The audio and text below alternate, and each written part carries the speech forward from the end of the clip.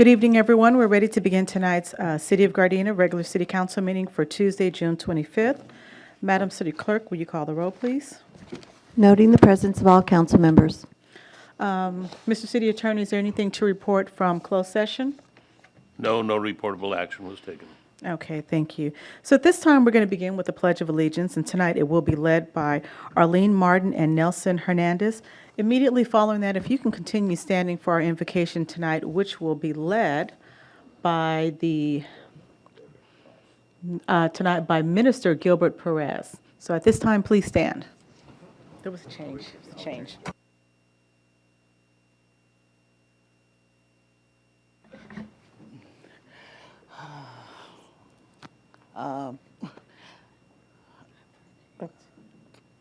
Pledge allegiance to the flag of the United States of America and to the republic for which it stands, one nation, under God, indivisible, for evil, for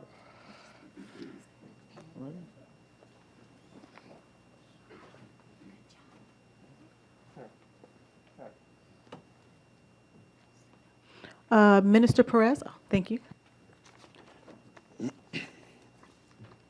I'm going to ask you if you please bow your head and close your eyes. Lord Father, we thank you, Lord Jesus, in Jesus' name, my Lord, for your mercy and your grace, Lord Father. Thank you, Lord Father, for the city of Gardena, Lord Father, the leadership, Lord Father, that represent, Lord Father, your people, Lord. I thank you, Lord Father, that you will bless them and take care of them, Lord Father. Thank you for your holy angels protecting them day and night, Lord Father. Thank you, Lord Father, also as well, Lord Jesus, that you're protecting us, Lord Father, for all evil, Lord Father. I thank you also as well, Lord Father, for choosing, Lord Father, the leadership, Lord Father, that represent all of us, Lord Father. I thank you also as well, Lord Jesus, in Jesus' name, for the right choices, Lord Father, for your people, Lord. In Jesus' name, we praise you, we thank you. Amen. You may be seated.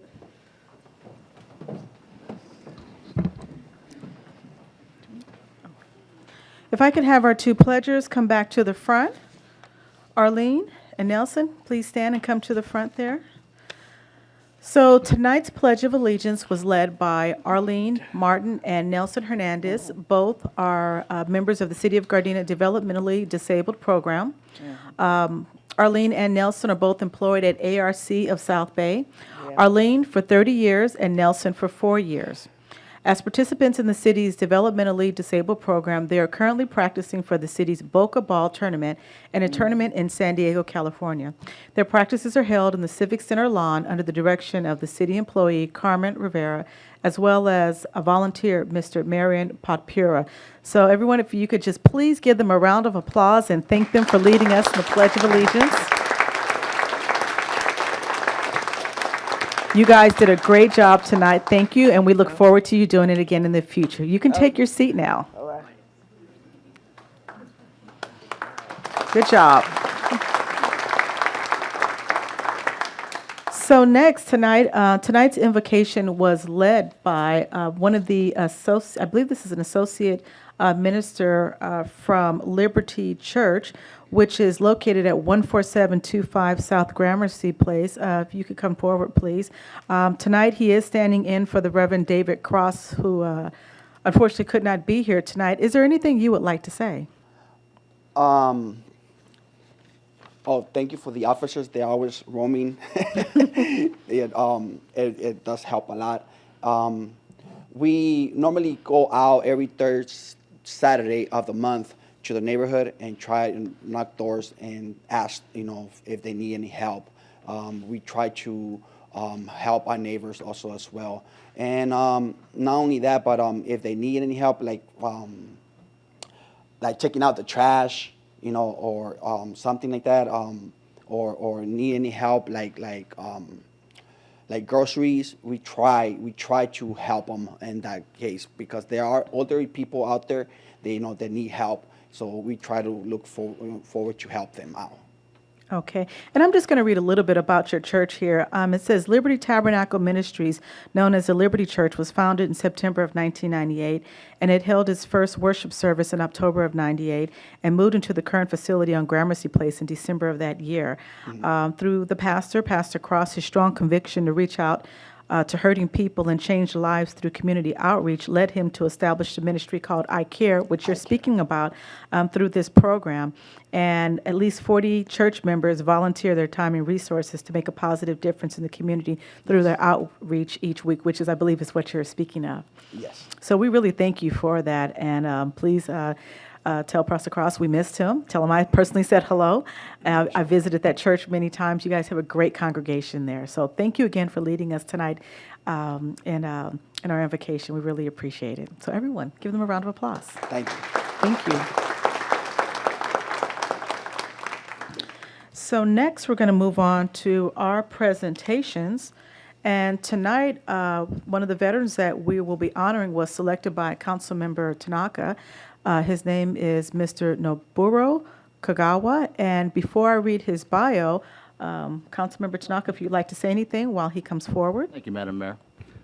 It's really an honor for me to present this award to Mr. Kagawa. I've known him since I was a young man growing up, and post 1961 is the same post that my dad belonged to, and there are many members from 1961 here, but Mr. Kagawa has always been a really heads-up guy, just a real mentor to others. And I know he was a post commander at 1961. He's a Go for Broke supporter, and I believe his name is engraved on the monument downtown in Little Tokyo at the Go for Broke Memorial. So thank you very much, Madam Mayor. Okay, so I'm going to read his bio as follows. And before I forget, don't let me forget, he also has a second award from our assembly member here. So his bio reads as follows. Mr. Kagawa is 95 years of age, and he was born on January the 12th, 1924. Prior to his military service, he was a farmhand in Rexburg, Idaho. His military service includes, at the age of 20, Mr. Kagawa enlisted and entered service in the U.S. Army at Fort Douglas, Utah, as a private on May 29, 1944.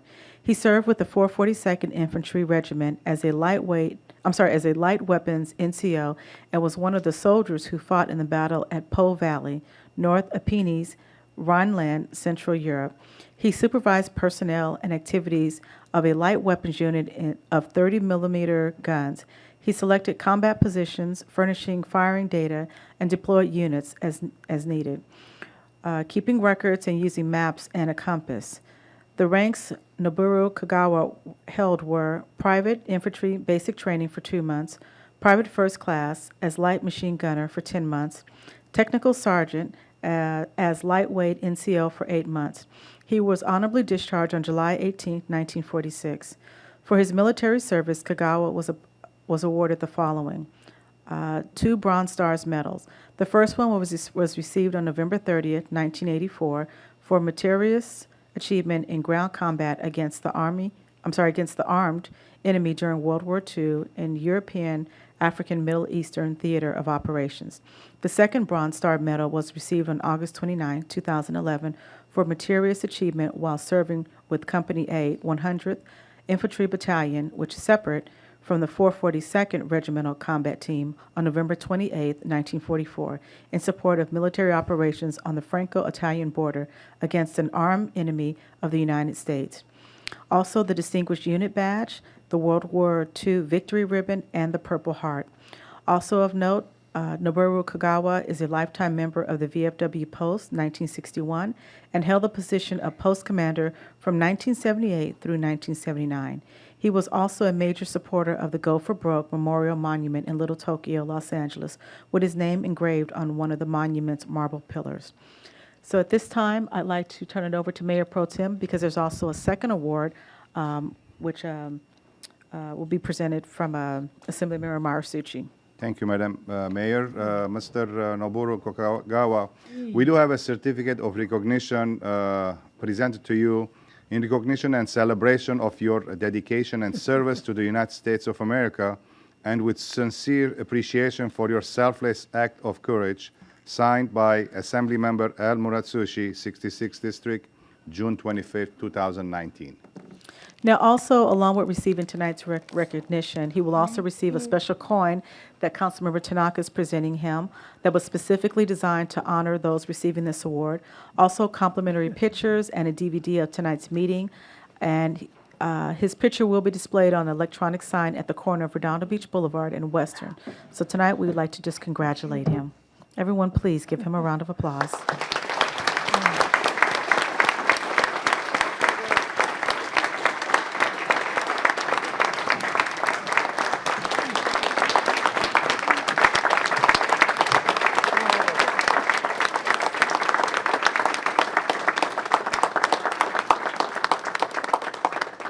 Thank you very, very much.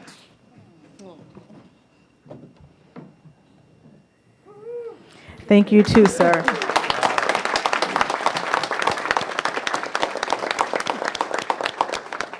Thank you.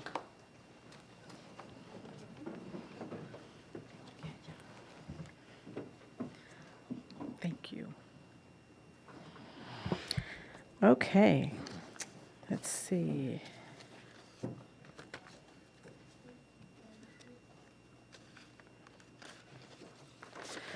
Next, we're going to move on to a proclamation for our Parks and Recreation Month.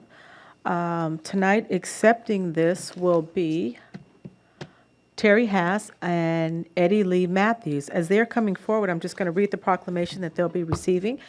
And it says, whereas the month of July has been designated as Parks and Recreations Month in California and throughout the United States, and the special month has been celebrated for the past 34 years.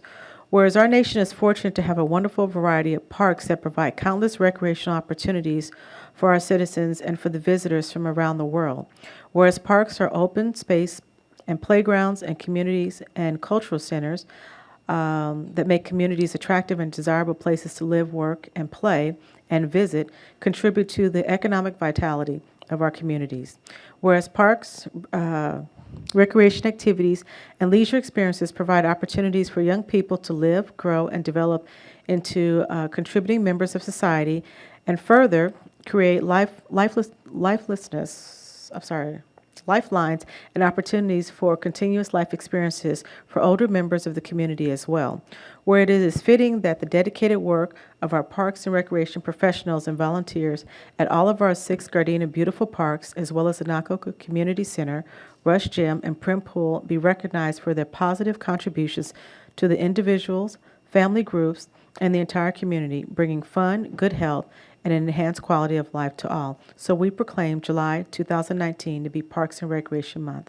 And in the city of Gardena, with the 2019 theme, Game On, and encourage our citizens to participate in and support the many recreational and leisure activities that are offered by the city of Gardena and enjoyed at all the parks and recreational facilities throughout our community.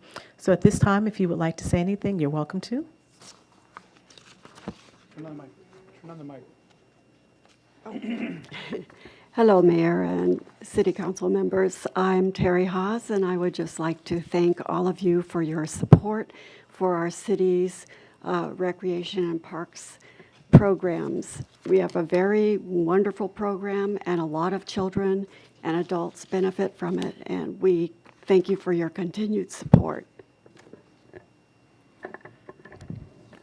Madam Mayor, members of the City Council, I just want to say that our hardworking staff members for recreation and parks are really excited now with the changes that are going on in recreation and parks under the leadership of Nikki, whose last name I can't remember right now. Sweeney.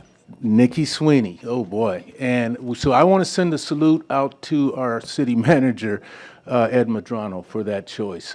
We've got some exciting things going on. We're all really excited, and we look forward to serving the residents and visitors with our best. God bless each and every one of you.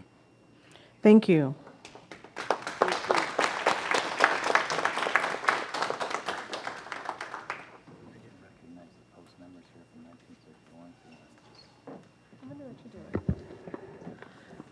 We're going to just go out order here for a quick second. Councilmember Tanaka has a quick announcement. Madam Mayor, I really apologize, but in the audience, I had mentioned that post-1961 members were here. So they're not only World War II, but they're Korean, Vietnam. They run the gamut from our Nisei Post. So if they would just stand up just to be Please. recognized, and thank you for your service to our country. Yes.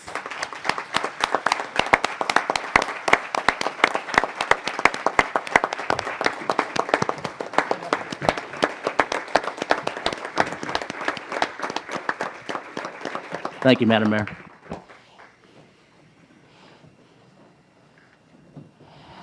Okay, we're going to go back to our agenda here and move to item number 4C1, which is the appointments.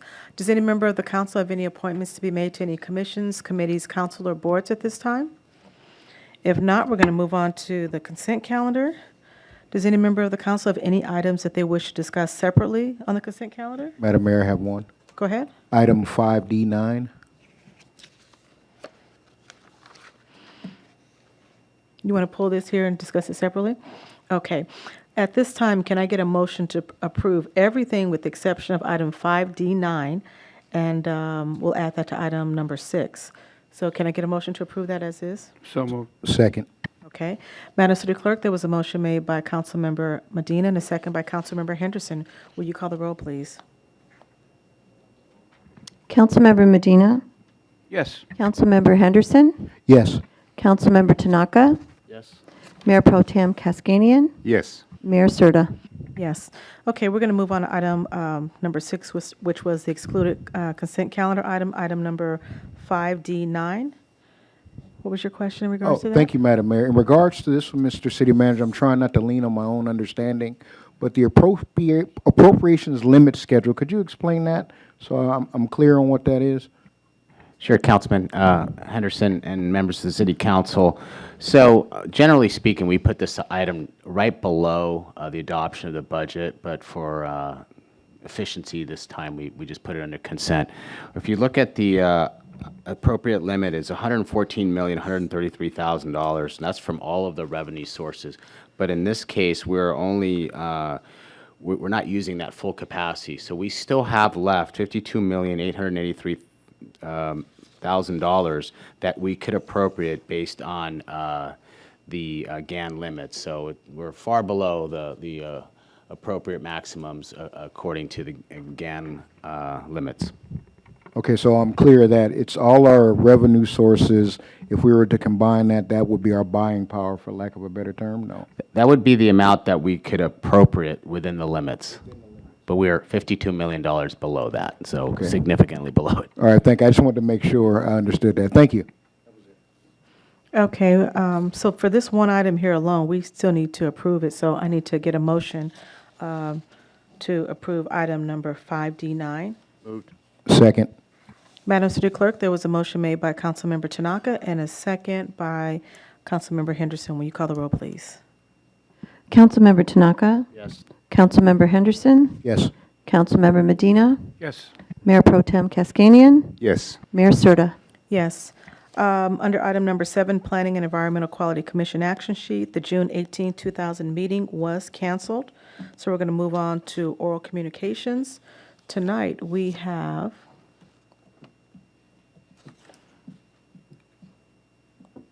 three speakers. Tonight, we have three speakers. First one is Kelly Clark, then it's Cheryl Sherman, and then Janet McCambry.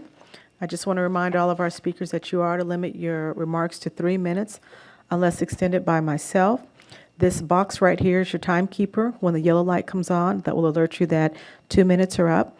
When the red light comes on, that will alert you that your 3 minutes are up. At that time, we ask that you stop, and I appreciate your cooperation in advance. So let's go ahead and begin with Ms. Kelly Clark.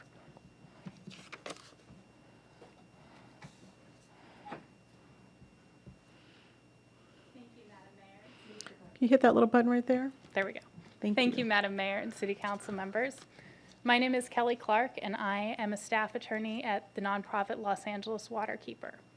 I'm here on behalf of our organization and the Smarter Water LA Coalition who represents nonprofits who are favoring a smart water strategy going forward in the Los Angeles region.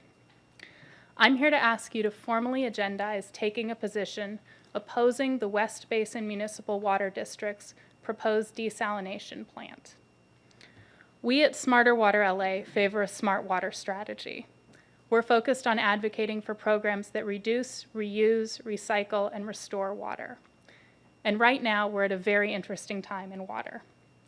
In February, as many of you know, I'm sure, the mayor announced that the city of LA would be moving to 100% recycled water, or recycling 100% of our wastewater by 2035. And a pilot plant has just come online in Carson to do the same. Last fall, the county passed Measure W, which will allocate $300 million a year to stormwater capture. It will allow us to manage stormwater and capture that water for beneficial use for where it was previously being wasted into the ocean. Additionally, agencies are taking on groundwater remediation and replenishment projects. These projects will clean up our groundwater and create additional water resources and storage capabilities for us. And finally, in the next few years, direct potable reuse regulations are expected from the State Board, which will allow us to turn recycled water into drinkable water. With all of these exciting changes, it doesn't make sense for us to start a desalination project. Desalination is the most expensive, energy-intensive, and biologically harmful way for us to get water to our region. It can cost almost double of any other source of water, and the vast amounts of energy required to take salt out of seawater can harm our progress towards reducing greenhouse gas emissions. So why are we here? West Basin has spent almost $60 million studying a desalination plant, but we already know the consequences and the costs of implementing it. It will raise our water rates, it will harm the marine environment, and it will set our goals back on climate change. You are customers of West Basin and have a very powerful voice. The final environmental impact report for this project is expected in September of this year, and we're looking to gain formal opposition to the project. At present, Redondo Beach, Hermosa Beach, Manhattan Beach, Culver City, and Carson oppose the project, and we're asking you to join them. This is just a brief overview. We'd be happy to come back and give a formal agendized presentation on desalination, and we'd like to ask you to agendize at a later meeting, taking a position opposing the project. Thank you. Thank you. Next speaker is Cheryl Sherman.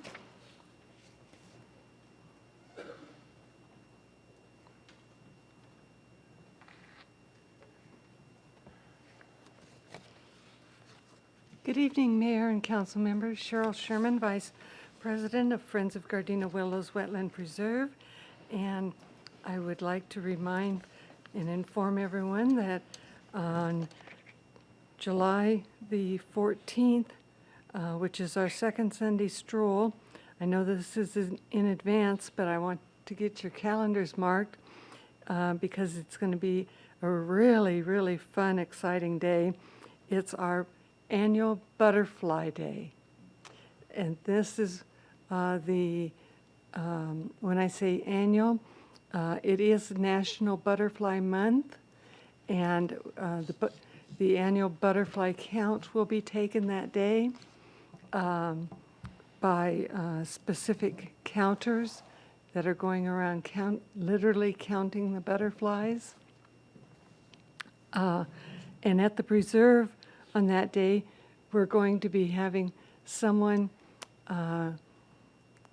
giving out a surprise taste of a native beverage. I'm not going to tell you what it is. Come and try. And no, it's not tea.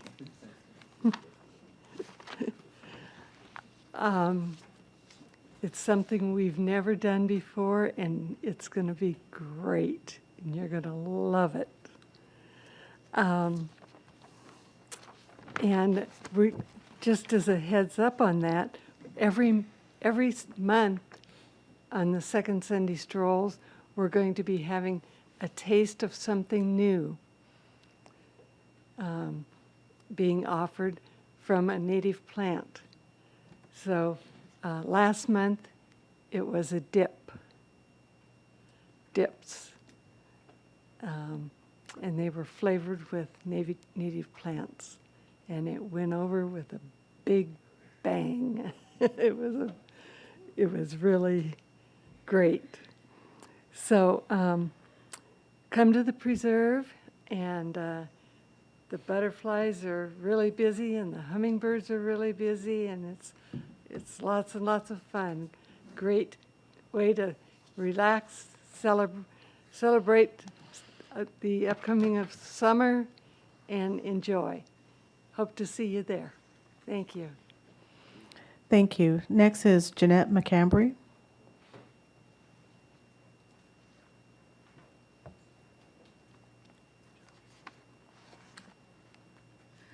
Good evening, council and mayor. I'm here because there's the corner of El Segundo and Van Nest where the businesses are in that area there. All the old signage that they had was removed. There's absolutely no way of determining which business is. There is a bakery, a barber shop, a fish market, a washer and dry, care and feed place, and then the 8-day market. They're all there, but not one of them have a signage. And the old signage was removed, I think, approximately February, and I went by each one that was available, 6 of them, and I asked them, I said, who's supposed to renew your new signage? Is it for the city, or are you supposed to be, or is it owned by the owner? No one seemed to know, and I did send a note to our manager here, and I was contacted this evening by Ray Bardigan, and he did know who I guess who had the permit to do this, but nobody seems to know who's responsible. So unless you live in the Raleigh area, nobody knows where there's a bakery, a beautiful bakery. There's an 8-day market. There's a washer and wash and dry place, the fish place. All of these items, people are there, but there's no way of knowing they're there without the old signage and the new. They seem like the new signage would be nice because it looks like it's just plain. Nothing has been done with it. And I did raise the question at the community home meeting about it and didn't seem to get anything, but I think we should know who's responsible. If it's the city took down the old signs, then who's supposed to put up the new signs? I did ask some of the people who had these businesses, and only one committed that, yeah, the city was supposed to return them, and the other just didn't know. I don't know who owns the buildings in that area. So I'm just wanting to know that we get something in there. It looks terrible to have businesses and not one signage. Okay, our city manager does have a response for you. Ed? Mayor, Serta, members of the City Council, the project itself, the new tenant improvement there was finalized on 6/5/19. It is the owner of the shopping center's requirement to put up the new signs. It is not a city responsibility. Ray Barrigan, as mentioned, is working with the property owner to ensure signs are going back up, but I just want the council, and I want you to rest assured signs will go back. It's just we don't have a definite time frame right now, but the plan is to put signs back in there. As you noticed, it was just recently completed, so we will stay on top of it for you. It's been like 6 months. That's a long time. Okay, well, we will be following up on that there. Okay, Thank you thank for you. bringing it to our attention. Stephanie, can you somebody hit the button there. Okay, next we're going to move on to item number 8A1. Mr. City Manager. Thank you.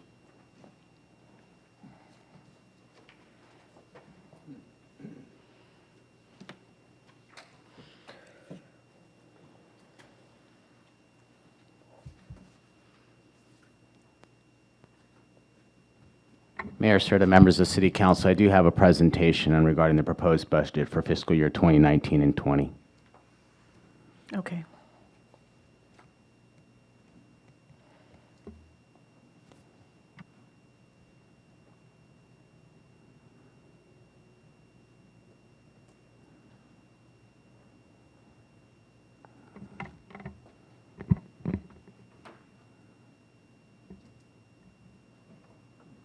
There we go.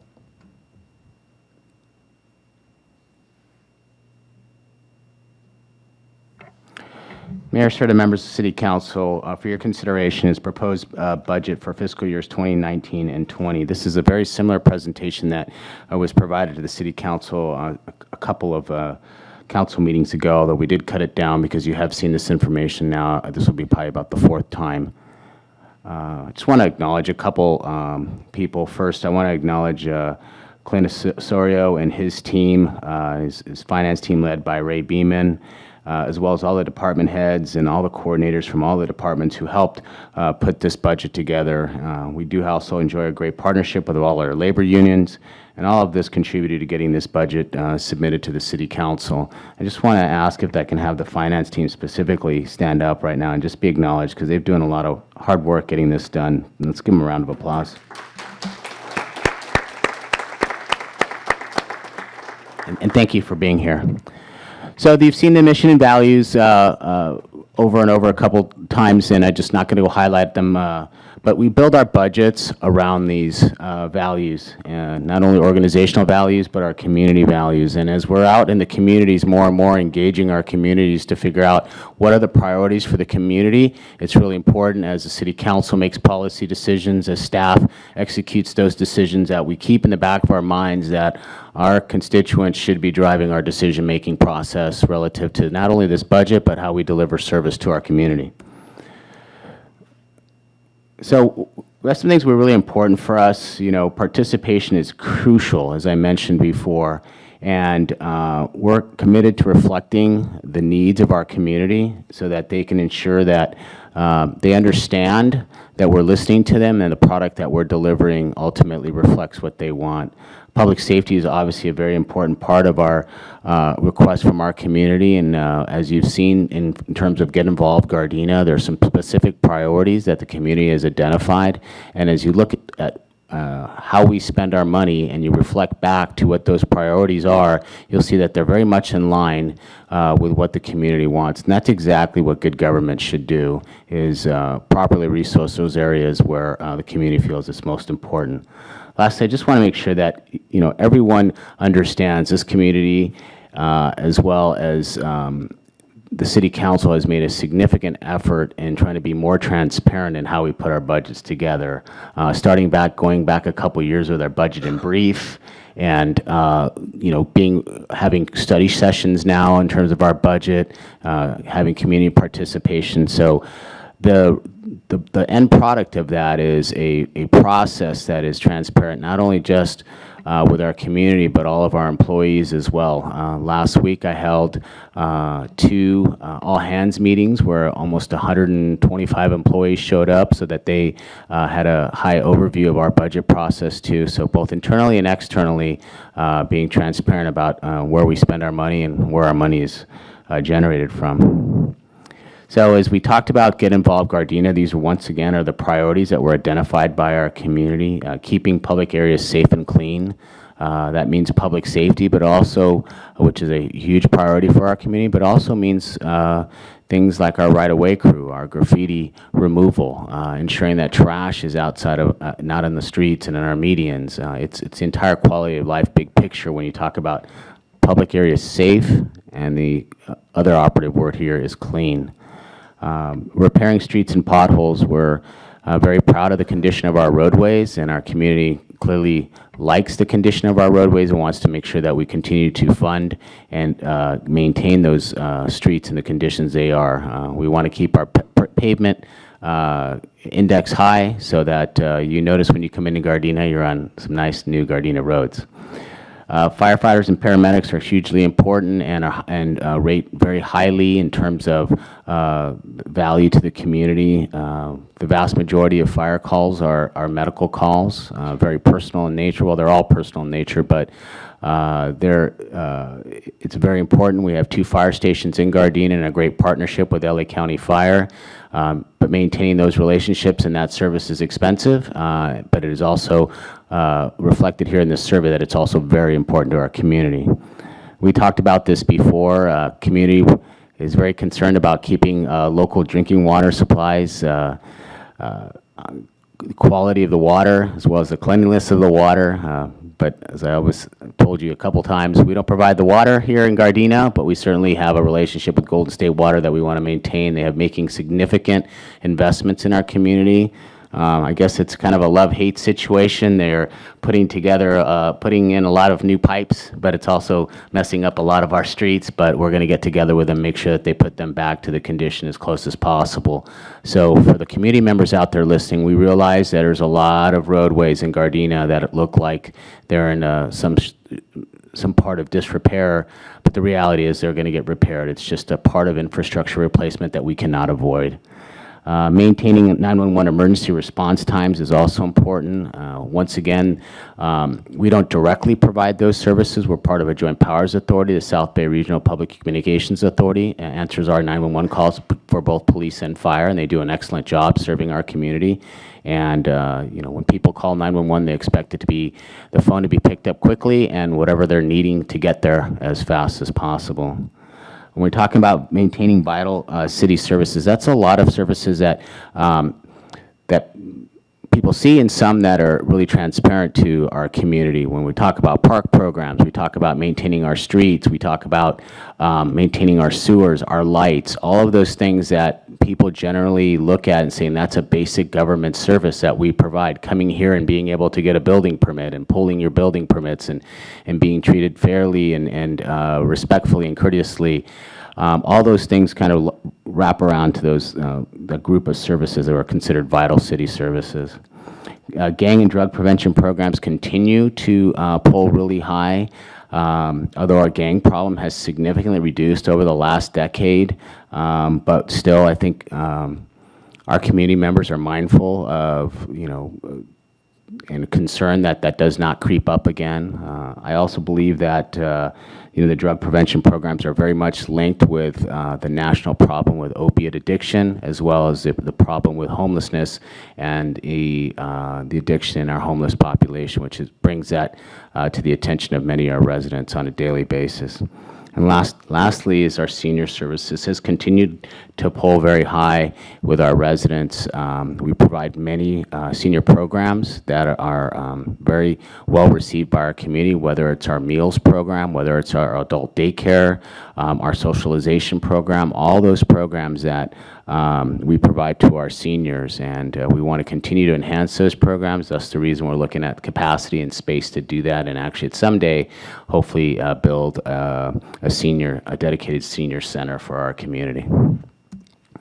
Getting more into the budget, this is just a quick organizational chart of what our city looks like. The City Council has directed us to ensure that our operating departments have directors and that they're self-standing, and we're almost all the way there in terms of getting all our departments with directors and moving away from the super department model. It has been a long road, but going back to the 2008, 2009 timeframe where all government was contracting, we had to do some things to save money and to align resources as best as possible. So we had at one point, many departments serving one director, and now we're starting to expand again, which I think is favorable for our community in terms of the level of service.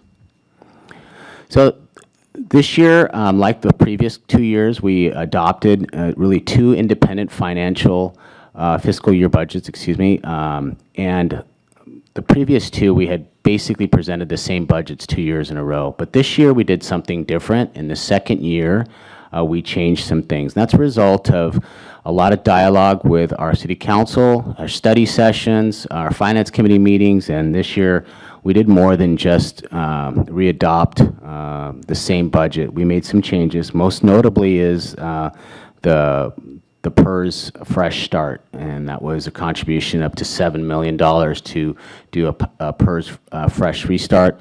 We also eliminated completely all of our unfunded liability with our PEPRA employees and started a 115 trust for OPEB. So 3 major significant investments in the future of Gardena as a result of adopting this budget. And I think something that the City Council, as well as our employees and the community, should be very proud of.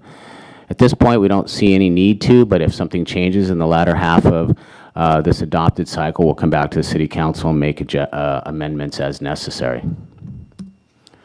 As we're predicting right now, last year we had basically a similar prediction that we thought revenues over expenditures would come in around $4,500 revenue over expenditures. I think I've said this before, that's not a lot of money. That's not even 0.03% difference. So this is a very thin, but it is a very balanced budget with conservative revenue estimates that we think that we're able to hit. Now, moving on to the closing, we expect that we're going to be a little bit higher than the 4,500 and that 26,000 over revenue over expenditures, but that's not something to be jumping up and down about when you're talking about a $59 million budget. That's not a lot of leeway there. So as we move forward to the next fiscal budget in 2019 and 20, we're predicting 5,000, although we'll caution the City Council, there's most likely some increased personnel costs that may change that, and that's why we have brought forward some of the changes as I previously mentioned, Fresh Restart and other things, so that we're hoping to try to have a balanced budget, but there's a lot of work ahead of us to ensure that we get that done. We most recently passed our fee schedule. Those kind of things will help continue to balance that budget moving forward. So all funds, now this is different than our general fund budget. Last year and was $139,354,000 and some change there. And this year we're expecting $141,080,000. And to answer your question, Councilman Henderson, that's the total number that's put into that GAN limit, not just our general fund budget.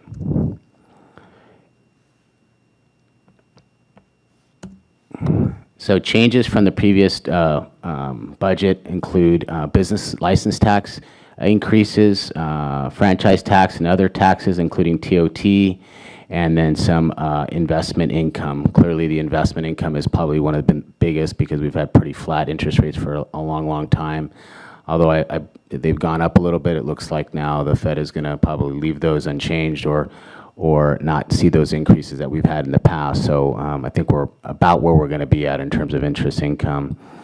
As I mentioned before, there's going to be increased costs. We're in labor negotiations with all of our unions, one of the contracts is in front of the City Council tonight. We're dealing with accrued time off and excessive leave balances payoffs that we've been working on for 3 or 4 years. We plan on hoping to have all of those accrued time paid off by 2021. It has been a long endeavor and it has cost the city a little over $1.3 million to date, but money that's well invested in that time was frozen, so they did not increase when employees got pay raises, et cetera. And it was a smart decision to do that a couple years ago and spread that cost over the next couple fiscal years. And once again, there's going to be some small increases in non-departmental costs and increases in contractual services. So our general fund budget balance, this is something that we've always been proud of seeing going higher and higher and higher. And then all of a sudden, we see this big drop in June of 2019 where it goes down. And then once again, we made the conscious decision to send PERS $7 million, the OPEB trust, and the unfunded liability for PEPRA. Those are all good moves rather than having that in the bank, and I think will serve us better long term. We did withhold $1 million of that $6 million to possibly put into a fresh start the next year, and depending on how revenues over expenditures go, we may increase that depending on how the council decides. This is a slide we've used for many, many years, although we do change the numbers. But it's basically the big five in terms of funding sources, sales and use tax being the highest, which you can see there continuing to grow, which is great for our city. Card club revenue, it's a little bit of a different story here as you look at the audited numbers in 15, 16, 16, 17, and then you can move forward to 19, 20. You've seen that decline there. As I mentioned in the past, my first year I presented a budget. We had about $10 million plugged in for revenue for the casinos, and since then we had to back that down to about $8 million, and we've been budgeting around that number for the last couple of fiscal years. So certainly that's an area of significant decline. Although with that, it also takes our dependency on card club revenue and reduces that, which is something I think the council has made a strong policy decision to, is to try to find alternative funding sources and to loosen our reliance on card club revenue. Although with the history in this community, it's hard, but we're making progress there. All the new developments in Gardena has shown and reflected in the increased property taxes, as you've seen that, although it's not going up, there's not a steep increase there because we get a very, very small fraction of property taxes, but the reality is it is going in the right direction, and that's great for us, and it is one of the most stable revenue sources for us. Motor vehicle in lieu also has continued to increase. It correlates well with the increase in population, the new development, and it's also a very stable funding source.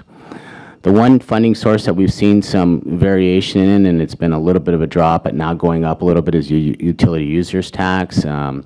Conservation efforts, which are great for our environment, has helped in terms of it's helped for the environment, but certainly hasn't helped for our utility users tax. So there is a trade-off there. Also, the bundling of a lot of internet and streaming services and those kind of things has had some impact on that. Although we're seeing some final leveling of that, and we're seeing it stabilize a little more.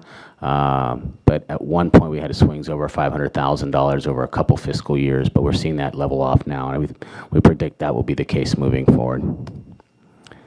On the expenditure side, this is on the general fund side only. As you see here, clearly the police is the vast majority of the expenditures, which is 46% of the general fund budget. The next largest item is the non-departmental, but the reality of that non-departmental includes two very important programs there. One is the fire department services, and then next is our 911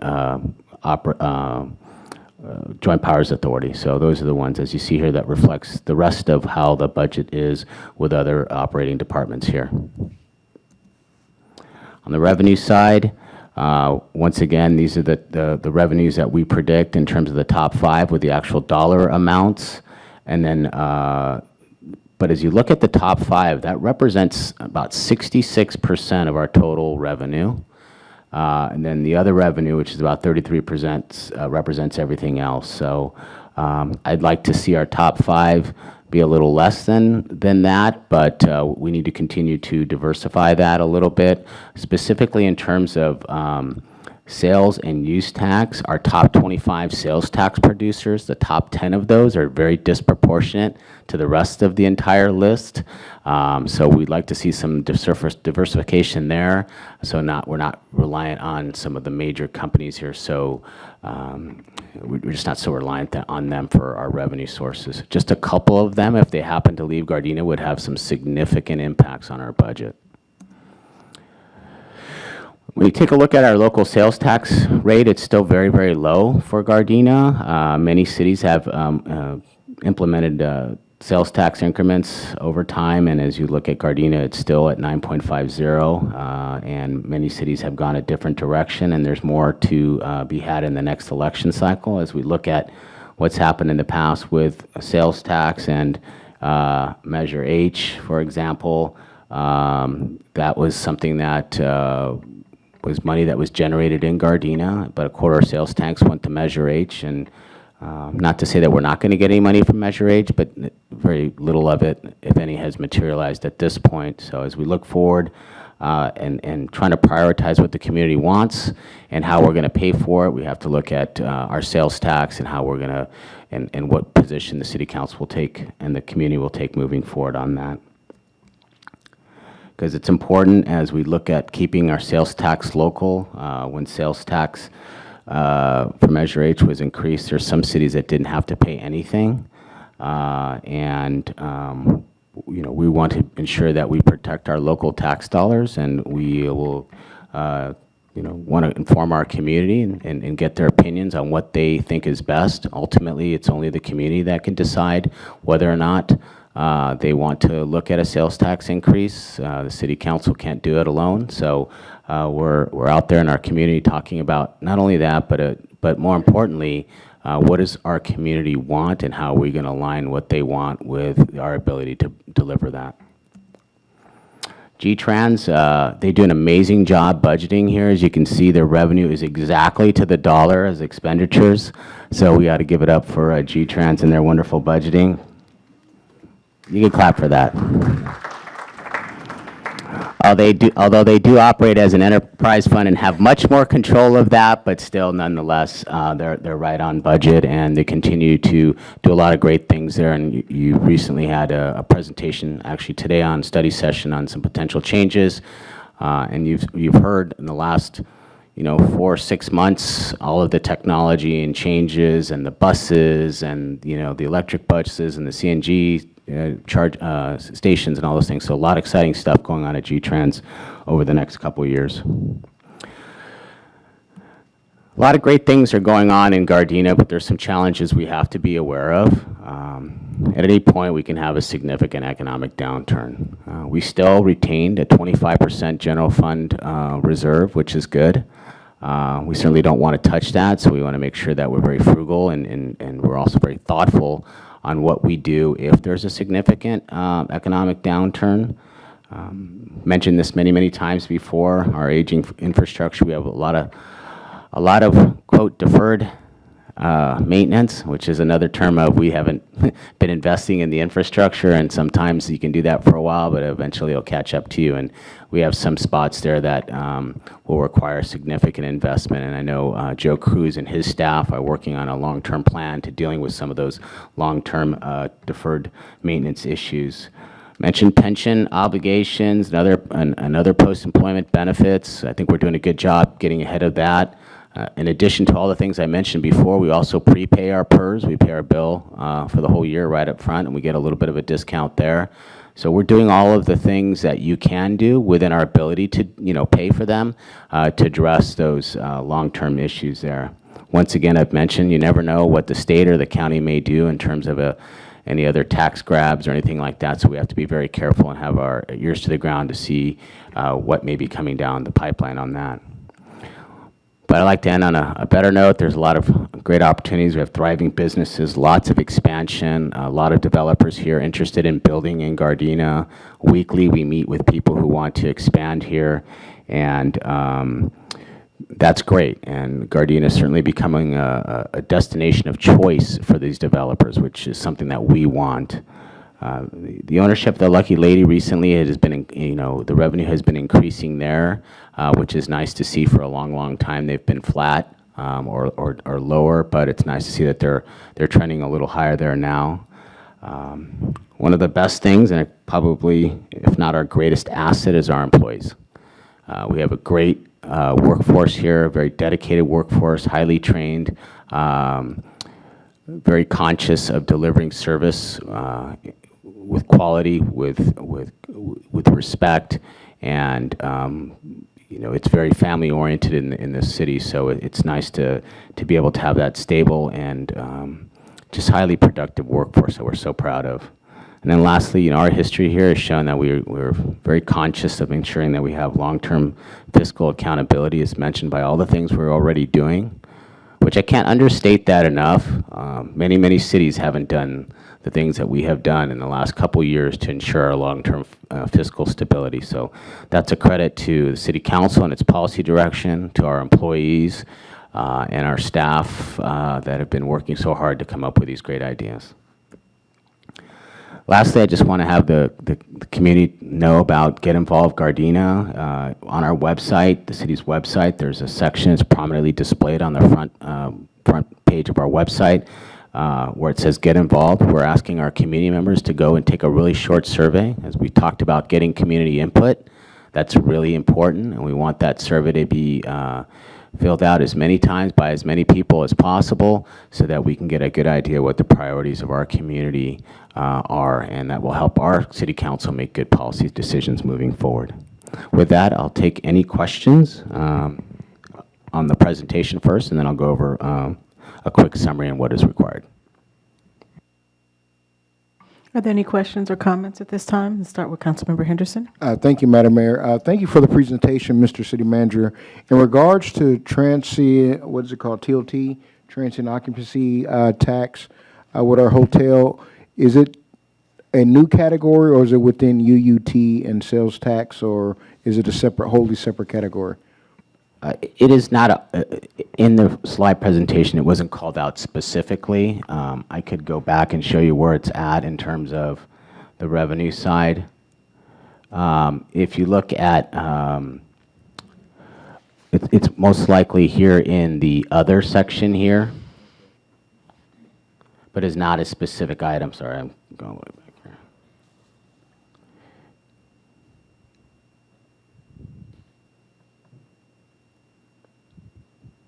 I'll get it at some point. It's not called out specifically as TOT. Yeah. But it does bring us some revenue, but the more hotels that we get, will it be its own separate category, or? I don't think it's ever going to be in the top 5 itself. That's certainly, we're far away from it being in the top 5, so it's definitely going to be in the other, other 20%, other 33% of our revenue. Thank you. Any other questions? I'm sorry, you said you had a summary? Yes. So based on the council's approval of the CalPERS Fresh Start, an amendment to the fiscal year 2019-20 budget was presented to council at the May 28th council meeting. The proposed budget is based on conservative revenue expenditures forecast. The staff recommends that the city council adopt resolution number 6396, thereby adopting the amended budget for 2019-20. Copies of the budget were available at the city clerk's office, the library, and on the city's website. The general fund revenues are $61,225,139. The expenditures are $61,250,139. For the enterprise fund, the revenues are $63,329,107. The expenditures are $36,776,872. For the special and other revenue funds, there's $42,079,980, and expenditures at $43,363,561. Total revenues for all funds is $139,664,226, and for expenditures, it's $141,390,572. Once again, some of those expenditures and revenues are timing issues relative to when the funds come in, but we have a structured budget both on the general fund and the special funds and the enterprise fund. What is required by the city council is to conduct a public hearing and adopt resolution number 6396. Okay, thank you. So at this time, we're going to open the public hearing. Madam City Clerk, do we have any speakers who wish to speak on this item here? No, we do not. Okay, are there any other questions or comments any member of the council has at this time? If not, we're going to go ahead and close the hearing, and I'm going to ask if I can get a motion to adopt resolution number 6396. So moved. Is there a second? Second. Madam City Clerk, there was a motion made by Councilmember Tanaka and a second by Mayor Pro Tem Kaskanian. Will you call the roll, please? Councilmember Tanaka? Yes. Mayor Pro Tem Kaskanian? Yes. Councilmember Henderson? Yes. Councilmember Medina? Yes. Mayor Serta? Yes. Next up is item number 8A2. Mr. City Manager. Mayor, Serta, members of the city. Excuse me, and thank you again for that budget presentation. It was very good. Thank you. Okay. Agenda number 8A2 is a public hearing. It's a proposed 45th year Community Development Block Grant, or CDBG program. It's a one-year action plan for the use of these funds for fiscal year 2019 and 20. Staff recommends that the council conduct a public hearing and approve the 45th year CDBG for fiscal year 2019 and 20. The action plan outlines the projected use of city federal resources in all housing, community, and economic development, public works, and human services in the city of Gardena. An aggregate of 70% of the CDBG funds will be expended on low and moderate income activities. Any comments received at this evening's meeting will be incorporated into the 45th CDBG program and the HUD action plan. The one-year use of funds for submission by the August 15, 2019 deadline. The amount of expense is $610,235, which is less than the previous years, which has been less than the previous year before. So that trend has not been great for us, but we're happy to have it. The funding source is U.S. Department of Housing and Urban Development, which is HUD, in the amount, as I mentioned, $610,235,000. Just as a point of reference, the handy worker program is getting about $280,000 of that amount. Health and Safety Code Enforcement, $120,000. Youth, Senior, and Family Services Bureau, $90,000. The Administration and Planning, which includes fair housing, is $120,000. $20,000 out of itself just goes to fair housing. The total request for this fiscal year is $610,235. What is required now is to conduct a public hearing and approve the plan, Mayor. Okay, thank you. So at this time, we're going to open the public hearing. Madam City Clerk, are there any speakers who wish to speak on this item? No, there are not. Thank you. Does any member of the council have any comments or questions? We're going to start on this in Councilmember Henderson. No? Okay, Thank you, go ahead. Madam Mayor. Mr. City Manager, in regards to the handy worker residential rebate program, how does one apply for those services and those fundings to help with different things around the home? Yeah, you obviously can call City Hall, and we can refer you to there. You can access those services using our website, and there's actually you can also use Gardena Direct. Thank you. Any other questions or comments? Okay, if not, we're going to go ahead and close the hearing. And I'm asking for a motion to approve the one-year action plan. So moved. Second. Thank you. Madam City Clerk, there was a motion made by Councilmember Medina and a second by Councilmember Henderson. Will you call the roll, please? Councilmember Medina? Yes. Councilmember Henderson? Yes. Councilmember Tanaka? Yes. Mayor Pro Tem Kaskanian? Yes. Mayor Serta? Yes. Next up is item number 8A3. Mr. City Manager. Mayor Serta, members of City Council, agenda number 8A3 is an authorization to bind excess insurance coverage policies for fiscal year 2019-2020. Gardena is self-insured for general liability and workman's comp insurance and obtains excess insurance coverage for extraordinary exposures for commercial property, contractors' equipment insurance, and a crime bond for employees. This year, the quote received from the California State Association of Counties Excess Insurance Authority, or CSAC, EIA, was an estimated premium of $808,165. The quote from CSAC represents an estimated $140,000 savings from the premium paid last year. And if you remember in fiscal year 17-18, we went to CSAC from our commercial broker. It's a huge amount of savings in just a couple years. So once again, want to thank our admin services staff for going out there and to researching and looking at different insurance providers, because $588,000 is a significant amount of money to save in insurance. Staff recommends that the City Council authorize the City Manager to execute the documents to bind insurance policies on or before July 1st, 2017. The fiscal impact is liability and workers' compensation fund, which was going to be the most of it, which is $758,358. The enterprise pays $49,807, and for the total expenditure of $808,165. What is required is to authorize me to purchase and bind excess insurance coverage as recommended by staff. Okay, thank you. Does any member of the council have any comments or questions on this item? No? If you have any questions, now's your time. We can't get G-Trans just to cover this whole thing? That would not be legal. But we should be very happy about the continued savings. This is a great direction for us. Okay. Okay, thank you. Thank you for that comment. Can I get a motion to authorize to bind excess insurance coverage policies? So moved. Is there a second? Second. Madam City Clerk, there was a motion made by Councilmember Medina and a second by Councilmember Henderson. Will you call the roll, please? Councilmember Medina? Yes. Councilmember Henderson? Yes. Councilmember Tanaka? Yes. Mayor Pro Tem Kaskanian? Yes. Mayor Serta. Yes. Next up is item number 8C1. Mr. City Manager. Mayor Serta, members of the City Council, agenda number 8C1 is approval of the 2019 to 2024 Memorandum of Understanding between the City of Gardena and the Gardena Police Officers Association. Before I get started with this presentation, I do want to, a couple special thanks again. I want to thank Assistant City Manager Clint Osorio, our Chief Financial Officer Ray Beeman, our HR Manager Nora Versailles, who are on the city's team, negotiation team, for helping us bring this MOU to a resolution. On behalf of the Gardena Police Officers Association, they were represented by the President, Mike Sargent, the Vice President, Luis Villanueva, the Treasurer, Matt Hasselt, and Secretary Jason Hooker. Staff recommends that the City Council approve the terms of a collective bargaining agreement between the City of Gardena and the Gardena Police Officers Association and authorize the City Manager to execute an MOU with a term of August 1st, 2019 through 2024. The recommendations aligns with the parameters set forth by the City Council in consideration of balancing continued fiscal prudence in mitigating the impacts of employing post-employment benefits and limiting the cost of unfunded liability by enforcing caps on leave accruals.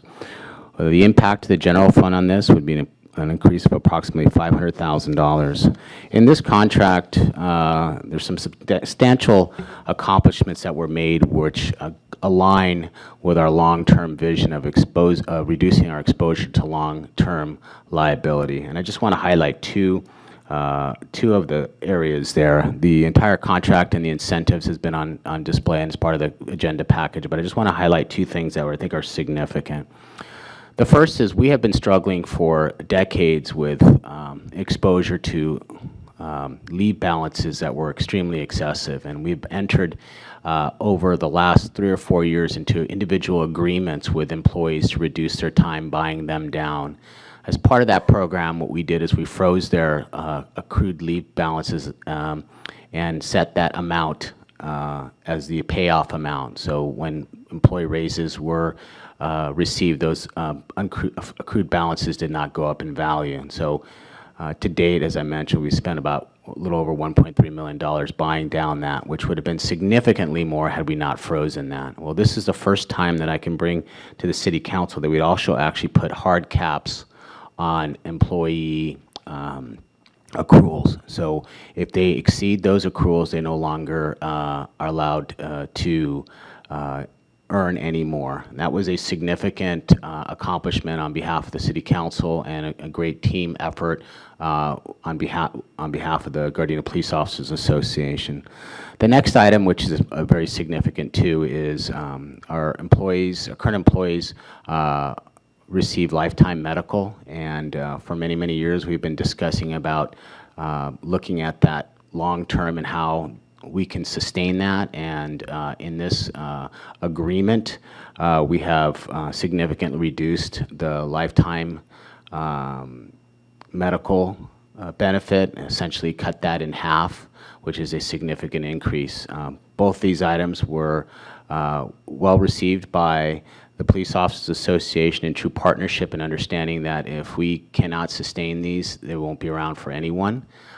So those are two major accomplishments out of this, as well as the other ones that were highlighted. The Police Officers Association have a pretty standard formula in terms of their setting their base and all of their other increases, and that is the median of the 5 surveyed cities in the South Bay, and there was no change to that. So what is required is to approve the MOU and authorize the City Manager to execute the MOU with a term of August 1st, 2019 through July 31st, 2024. Okay, thank you. Does any member of the council have any questions or comments at this time? Councilmember Henderson. Thank you, Madam Mayor. Mr. City Manager, in regards to the vacation cap on the hours, sometimes it's just hard to take vacation because just resource scheduling and everything and all that. So is that being just left up to command staff to make sure that they work the schedules of folks out to make sure they don't go over it? Because sometimes you're at 5:50 in the next accrual period, and you might be the only person responsible for a thing. So taking off really puts the city at a deficit as far as that resource. They have the ability to sell up to 100 hours of vacation time, so that helps with that issue there. So up to 4 times a year, they're allowed to sell back time, 25 hours per quarter, to reduce their accrued time. So we believe that, based on the fact also that they get a reduction in their accrued time towards the latter part of their year, will help maintain their ability to use that within those limits. Thank you. Are there any other questions or comments? Councilmember Tanaka? The only other thing, Councilman Henderson, is if there was a disaster or some kind of an immediate thing, I believe that vacations and stuff would all be canceled. So it's just something that we can't, get by. But thank you to the negotiating teams, and I really do appreciate the GPOA for stepping up and being kind of the forefront of the bargaining groups, showing that you are helping the city, you're helping our budget, and you're going to take the lead to help the other bargaining groups to kind of follow in. So we thank you. And Mayor and City Council, I just want to also add that our police officers pay 12% of their PERS, and PEPRA employees pay 15.25% of their PERS. And we are the highest contribution rate in the South Bay, once again leading the pack in terms of controlling our long-term liability. Okay. Any other questions, comments? No? Okay, at this time, can I get a motion to approve the 2019 through 2024 GPOA MOU? So moved. Is there a second? Second. Madam City Clerk, there was a motion made by Councilmember Tanaka and a second by Mayor Pro Tem Kaskanian. Will you call the roll, please? Councilmember Tanaka? Yes. Mayor Pro Tem Kaskanian? Yes. Councilmember Henderson? Yes. Councilmember Medina? Yes. Mayor Serta? Yes. Okay, we're going to move on to item number 8C2. Mr. City Manager? Mayor Serta, members of the City Council, this is an agreement with the Los Angeles County for animal control services. I do have a presentation on this one as well. This is just another unique and innovative method that our staff has looked at in terms of saving costs for the city. And once again, I just want to thank all those involved in looking at that. And that includes Stephanie Santine, Ray Beeman, Clint Tesorio, and I think I may be missing someone else, and Coy, of course. Coy did a lot of work on this. And so what we're going to do is looking at transitioning from county services into a hybrid model for services. And some of these issues, I think, are very near and dear to some of the members of the City Council in terms of complaints from residents regarding services. So just a little bit of background. Gardena has been contracting with LA County Animal Control since 1996. The city's animal services are funded by the general fund and have been increasing year over year for the last, let's say 5 to 7 years. Last time the city was canvassed for licenses was in 2008, and that's going out there and canvassing and tracking down those people who have not paid their pet licenses. So in early 2018, the city was notified the LA County was proposing a very drastic fee for the next several years, the next 6 years to be exact, which is going to average about 22% per year increase. Let's just say this stirred up a lot of consternation among cities in Los Angeles County that contract for those services. So right now, the proposed implementation has been put on hold by the Board of Supervisors, but we don't know what's going to long-term happen with that. So we have to be prepared, because now we're talking about significant increases to our costs for animal control services. And once again, that's going to have a negative effect on our general fund budget. So the city manager directed staff to perform an assessment of our current services and meet with LA County to voice our concerns over residents' complaints and the proposed rate increase, and then also to explore alternatives that provide tailored services to the residents and increase customer service. So these are the report findings and recommendations. So in terms of service to the community, the services that are generally provided are dead animal pickup, field services responding to calls, pet licensing, housing of impounded animals, vaccination and microchip clinics, So we looked at those services that are provided and sought out a lot of resident feedback.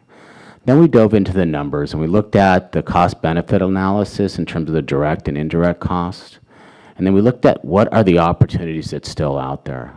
Improving the services we currently have, taking a look at how can we run maybe more of our own licensing, actually starting a Canvas project since it's been, 11 years, reducing costs, and then of course, accessing our own data, which was, let me tell you, no easy task getting the data from LA County, and it took a lot for us to finally get access to our own data. So let's just kind of give you kind of an analysis on the field services. So we looked at field services per hour, and for fiscal year 2019, the field services per hour, for example, for LA County, were going to be $107.58. We calculated we can do that same service for approximately $37.13. That's a $70 an hour difference. If you looked at field enforcement per hour, $76 for the LA County, we had the same figure for ours. It's a $39 difference. Dog and cat licensing, there was a slight savings there. Canvassing is where you see the huge difference here. Based on their quote for 1,800 hours, including a contribution to the county's liability fund, 4.5%, we estimate it's going to cost us $143,000 to canvass. We believe we can do it for about $66,000, which is about $76,000 for service. Talk about animal control services that relate to housing of the animals. We're not proposing that we get into that, service area. This is a hybrid model. We would still contract with the county to use their kennels and their housing of animals. Just give you an example on the bottom. I almost skipped over this. The county charges us $132.66 for picking up a dead pigeon, because they charge us for 1 hour of time. And you can imagine all the calls of service we get for not just pigeons and dogs and cats and all those things. So you can see there that there's certainly an opportunity to save a lot of money. I was a little shocked when I saw that myself. So we're looking at what are some of the abilities for us to cost save. If you look at this bar chart here, the animal control services in fiscal 19 and 20 proposes $283,000 from the county. We believe we can do it from $194,000, which is saving us $89,000. And then as those go, across the board, you can see there what the savings are going all the way through 2023-24. The green bar represents the savings to the city. By the way, the city only budgeted about $150,000 for animal control services because we weren't ready or predicting that 22% increase. So this also represents the projected cost for a 4-year canvassing cycle, as opposed to a little more than 11 right now. So the cost savings opportunities are huge. We believe that overall the program, as we're looking at it, can yield about $500,000 in savings. Think about that savings. Think about the savings that we are realizing with our insurance. All these little things, I don't want to say they're little, all these things we're doing are making us much more efficient as we provide government services. But this is not all about saving money. We also believe the quality of services is going to go up because we're going to have our local animal control personnel here responding to these calls. So the transition plan is this. For field services, the resident complaint calls, all priority 2 calls, and all priority 3 calls, which the priority 3 calls are the ones that are dead animals. Licensing and canvassing, all those will transition to the city. So we will have our officers, animal control, or we're going to call them public safety officers, responding to those calls for field services.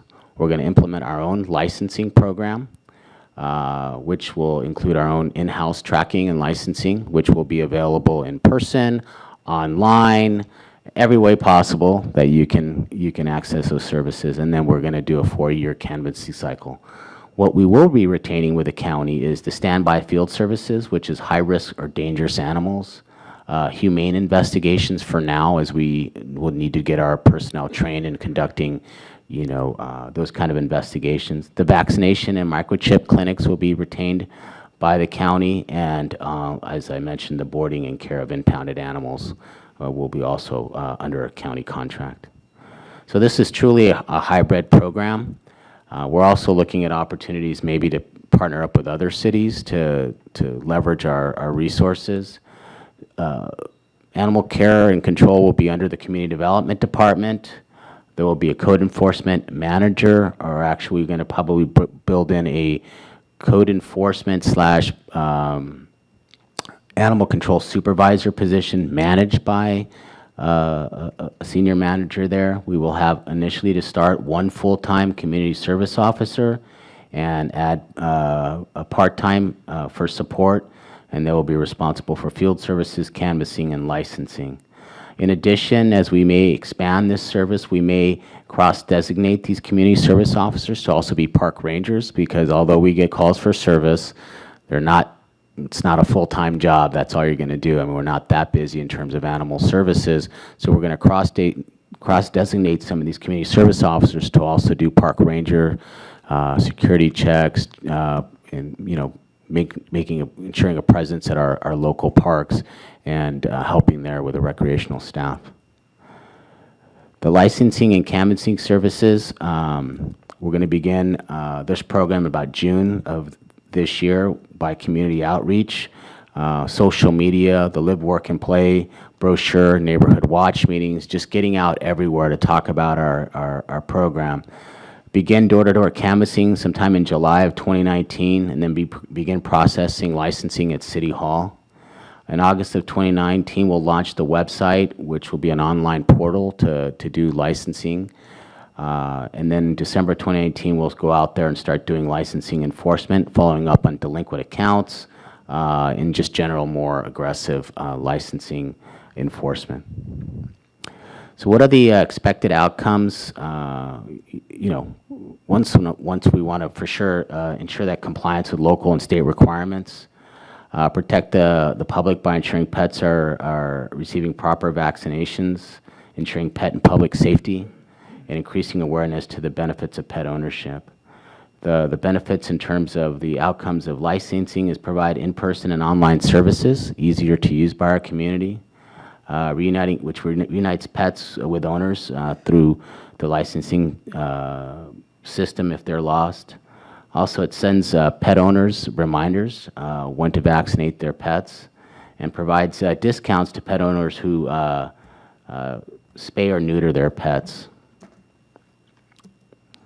So the timeline for the field services is very similar. We're going to start in June, community outreach, once again, through all of the mediums that we have.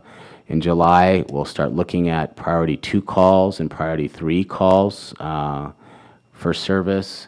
And then by 2020, we're going to look at how we're going to evaluate what adjustments we need to make. There's a lot of things that need to come together.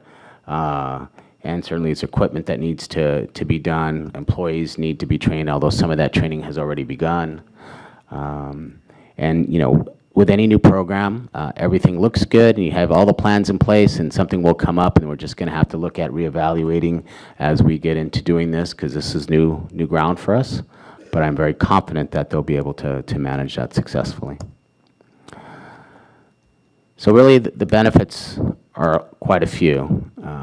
Customer service being a priority. I think we all have received complaints about dead animals and other things that take a long time for response. So that's, has to be a priority. And that goes along with improving the response times. We tailor our own services to our community and what they need. There's a lot of discretion there in terms of what the city can do, while now that it will maintain its own animal control services. Certainly access to our own licensing records and increased reporting will will be better for our city and certainly for our community members. And then ultimately, saving $500,000 is significant, especially when you're getting, better service. So with that, I'd like to take any questions from the City Council. Okay, thank you. We're going to begin with Councilmember Medina. Yes, with regards to the microchip, the city already has, if your animals are microchipped, you can call them to get a location, right? So that'll still be in existence without the city of Gardena or with the city of Gardena? At this point, we're looking at those microchip servicings being retained by the county under the contract. Although as we expand, our services, our community service officers can have those readers, and we'll have those readers eventually. Okay, thank you. Questions? I think you, one of you guys go. Thank you, Madam Mayor. I was giving the priority to the senior, that's why. It's okay. It's getting late. All Go right. ahead. Mr. City Manager, as far as impounding the dogs, are we impounding them and delivering them to the county, or? Yes, Councilman Cascanian, we will have to purchase our own vehicles to pick up the animals, and then we will be not housing them here. We will be transporting them to the county shelters. And is the county will charge us for keeping the dogs or the animals? Oh, yes, they'll charge us for that. They do that now. Councilmember Henderson. Thank you, Madam Mayor. Thank you, Mr. City Manager, for this presentation. And a lot of my colleagues actually touched on a lot of it because I was wondering about the training, but you stated that training has occurred, which is great. So it's not just other duties as assigned for some. So that's a great thing. And please correct me if I'm wrong, but this is kind of a new model for a lot of local cities in LA County and everything, right? So we should, once we get a little bit more data, we should start trying to pilot this and be a leader for other cities as well. Yeah, some of our surrounding communities have their own program. Many of them have a hybrid program like this. Certainly, housing animals is a completely different endeavor, and that's something I would recommend. But being able to have a hybrid animal services program, I think, is being explored by more communities.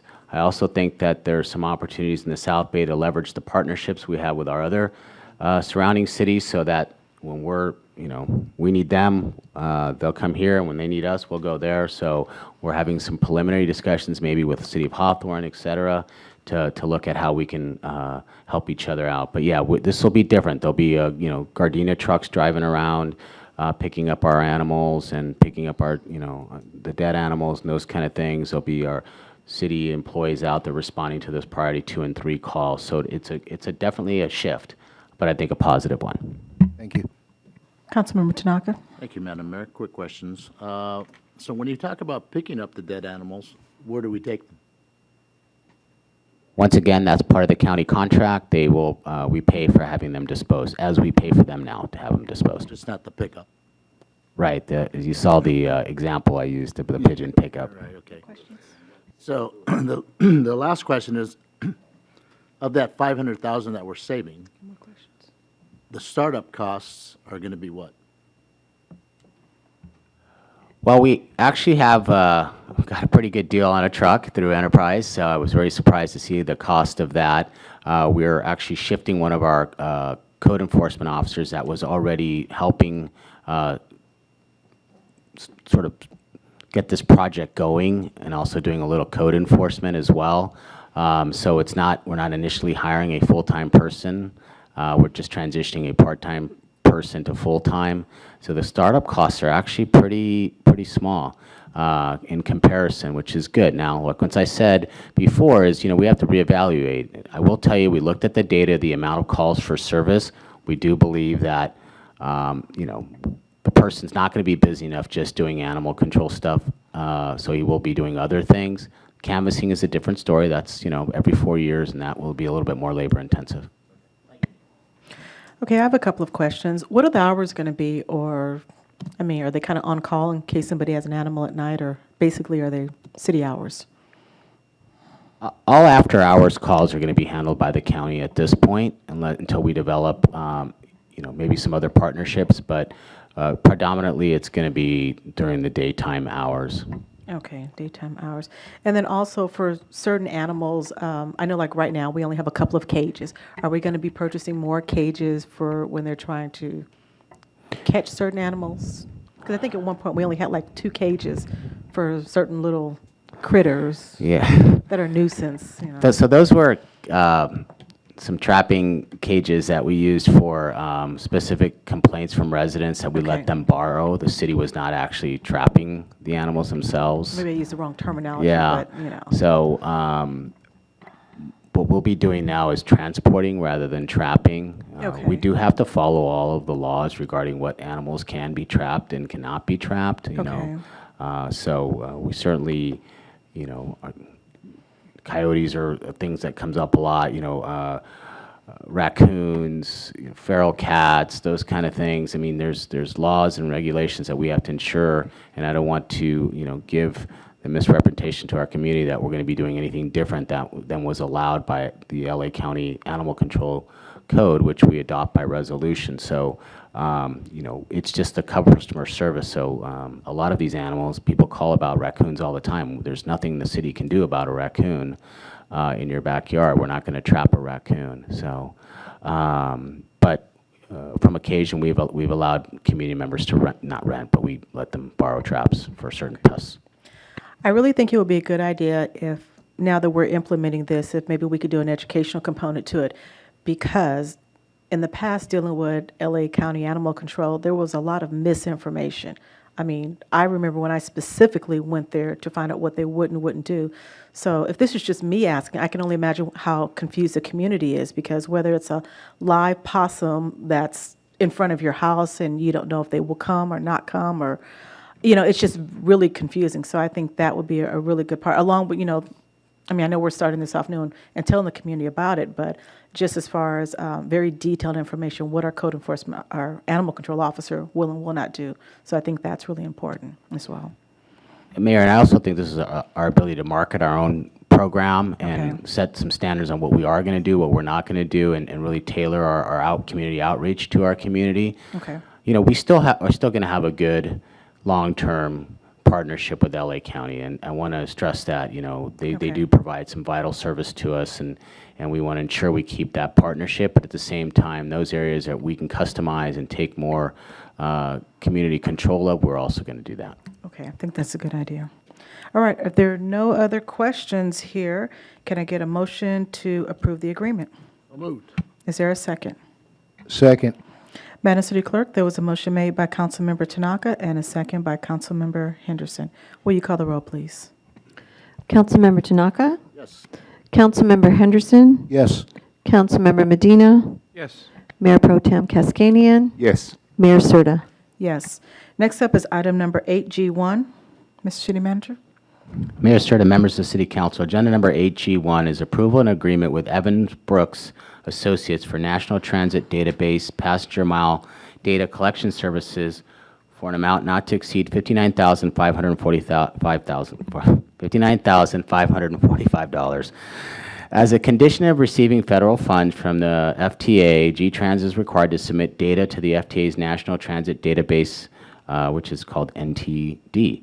The NTD is a repository of data about the financial, operating, and asset conditions of American transit systems and designed to allow for multi-year comparisons and trend analysis. G-Trans issued a request for proposal for qualified firms to conduct an in-depth study that counts the number of passengers boarding and aligning from G-Trans buses during a one-year period beginning July 1st, 2019 through June 30th, 2020 to calculate the average length of a passenger trip. G-Trans received one bid for this specialized service through Planet Bids from Evan Brooks and Associates. Evan Brooks and Associates has previously provided this service for G-Trans, and the proposal and pricing was determined to be responsive and responsible. EBA and Evans Brooks and Associates will ride and survey approximately 570 round trips and provide monthly statistical reports to G-Trans to meet the NTD requirements. G-Trans has existing funding from using state and local sources available to them. There is no impact to the general fund. What is required is to approve the agreement, and that amount is for $59,545. Okay, thank you. Any questions or comments? I have one. How often do we do this? Because I thought I remember approving this like a couple of years ago, or do we keep doing this about every 2-3 years, or what? I don't know the answer to that, but I know I've seen this before. Is it every year or is it every year? Okay. Okay, any questions or comments besides mine? If not, can I get a motion to approve the agreement with Evan Brooks and Associates? So moved. Is there a second? Second. Madam City Clerk, there was a motion made by Councilmember Henderson and a second by Councilmember Tanaka. Will you call the roll, please? Councilmember Henderson? Yes. Councilmember Tanaka? Yes. Councilmember Medina? Yes. Mayor Pro Tem Kaskanian? Yes. Mayor Serta? Yes. Next up is item number 8G2. Mr. City Manager? Mayor, Serta, members of City Council, agenda number 8G2 is approved G-Trans policies for public participation for fare and service changes and major service changes. As required by the FTA, G-Trans must establish a process to solicit and consider public comment prior to raising fares or implementing a major reduction of transit services. Using transportation industry standards in consultation with other transit agencies similarly sized and serving communities similar to us, G-Trans has developed both a major service plan change policy and a public participation policy. These policies will guide how public input on fare increases and major changes is considered prior to adopting the specific changes. There is no impact to the general fund, and what is required is to approve the policies which are attached. Okay, thank you. Are there any questions or comments at this time? If not, can I get a motion to approve G-Trans policies? So moved. Is there a second? Second. Madam City Clerk, there was a motion made by Councilmember Medina and a second by Mayor Pro Tem Kaskanian. Will you call the roll, please? Councilmember Medina? Yes. Mayor Pro Tem Kaskanian? Yes. Councilmember Henderson? Yes. Councilmember Tanaka? Yes. Mayor Serta? Yes. Next up is council directives. Does any member of the council have any directives at this time? Councilmember Medina. Thank you, Madam Mayor. And I was just going to ask our city manager if we can revisit that issue with the city of Torrance on Gramercy between 168th and Artesia. They were supposed to pave the street from 168th to Artesia, and that was supposed to be completed in January of 2019, and I think we've passed that mark. We'll get that report to you by the next council meeting. Thank you. Any other directives? One question. Are we going to talk about our favorite spot on, okay, then I have nothing. Okay. That'll be in the follow-up from the city manager. Any other directives? I have one. Mr. City Manager, I was wondering if I could get maybe a survey or a staff report back on maybe the significance of the city of Gardena having a treasurer's position, because as it seems right now, there's not a lot of duties for that position, and I'm just wondering, as far as the money that we're spending for that position, is it really warranted anymore? So if maybe we could get a survey of, some of the cities in the existing county, or maybe even the state of California here. And can I get a second on that? I second that Second. one. Okay, thank you. Any other directives? If not, we're going to move on to the city manager's remarks regarding our previous directives. So just a couple reminders, the Concert on the Lawn, which is Saturday, June 29th from 5 to 7 p.m., and then the Raleigh Park After the Dark with food trucks and more, June 29th at 7. We discussed futsal courts, which was going to possibly be the company that we're partnering was looking at Freeman Park. They've gone out there, they've done their first round of inspections, and they're pleased with what they saw. So we did that demonstration on what those are. It's those small outdoor soccer fields. So they're moving forward with the next steps, which is the next phase, and hopefully we can see something there by the end of this year, which is great. Just an update on 2315 Marine, the old hospital property. It has gotten significantly worse. About 2 weeks ago, or less than 2 weeks ago, might have been last week, I left a community meeting at night, and Stephanie Santini and I drove by the hospital, and it's probably in the worst condition I have ever seen it. We brought together our city attorney, one of his colleagues, our city prosecutor, community development, the police department, and putting together a plan to deal with that, because it is quite frankly an embarrassment at this point that the conditions have gotten so bad, and we're also concerned about trash, debris, and other materials had been brought on that site almost as a trash transfer station, the potential for it to be contaminants in that area. So city needs to take this very seriously moving forward.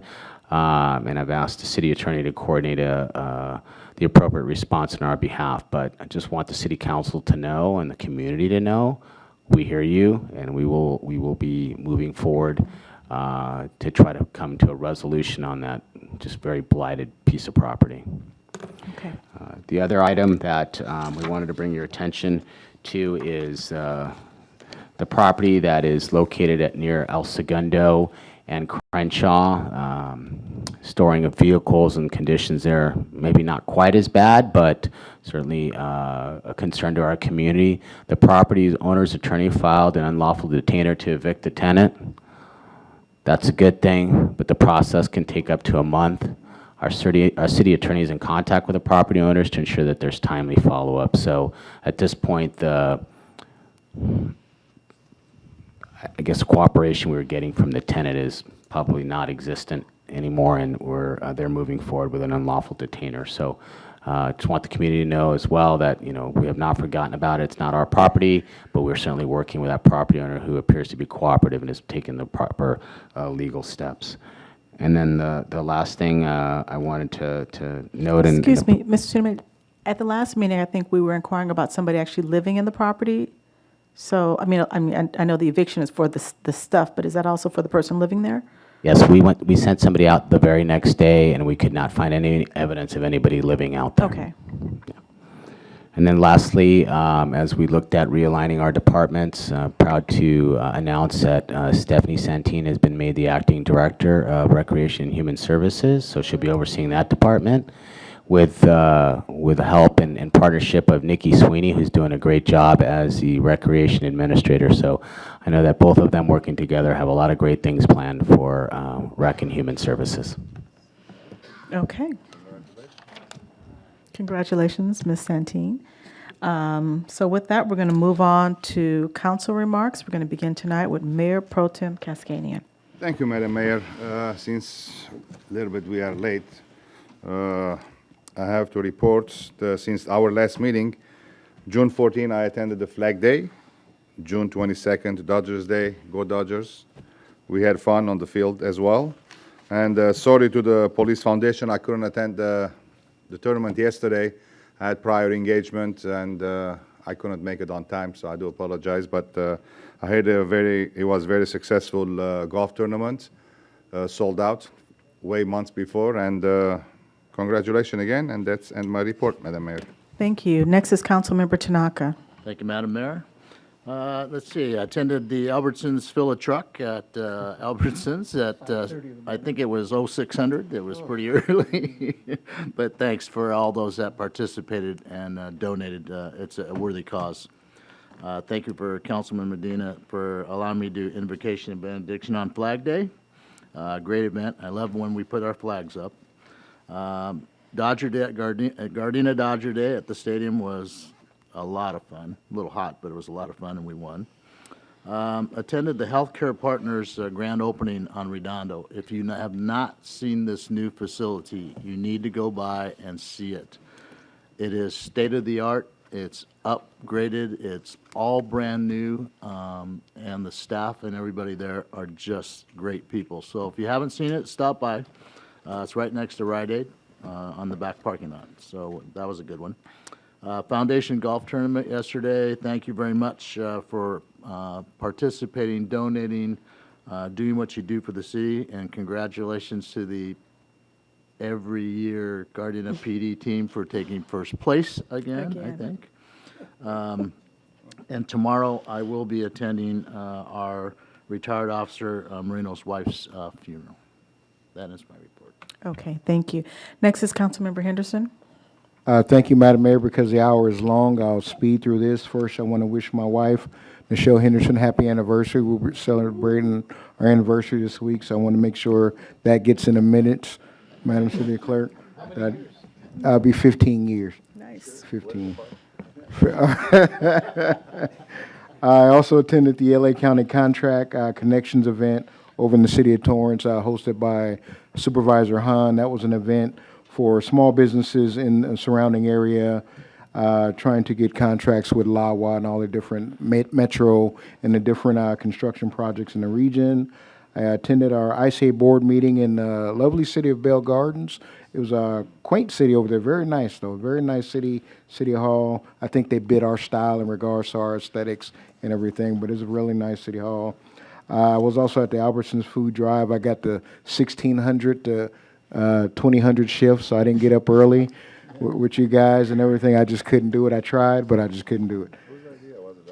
It was the mayor's idea to get there that early. I don't know what she was thinking about. Also attended the South Bay LGBTQ art showcase in the city of El Segundo. That was very fascinating. A lot of the art right there. The way my finances are set up, I couldn't afford anything there but the free food, so that was great. I also tried to attend the Assembly District 62 event that they held at LA Southwest College, but I got stopped in the parking lot and I could never make it in, so people having questions and everything. So from what I heard, it was a great event from everybody that caught me in the parking lot, but that was good that our other Assembly District is actually doing stuff in the community. I also want to encourage our community to please use Gardena Direct. It does really work. So when you see somebody dumping something or some graffiti, take a picture of it, upload it in Gardena Direct, and the city will take care of it. Madam Mayor, so ends my report. Okay, thank you.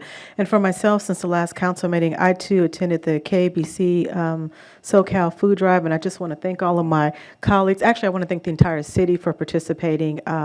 When they first contacted me and said they wanted us to participate, I said, I want to go big with Gardena.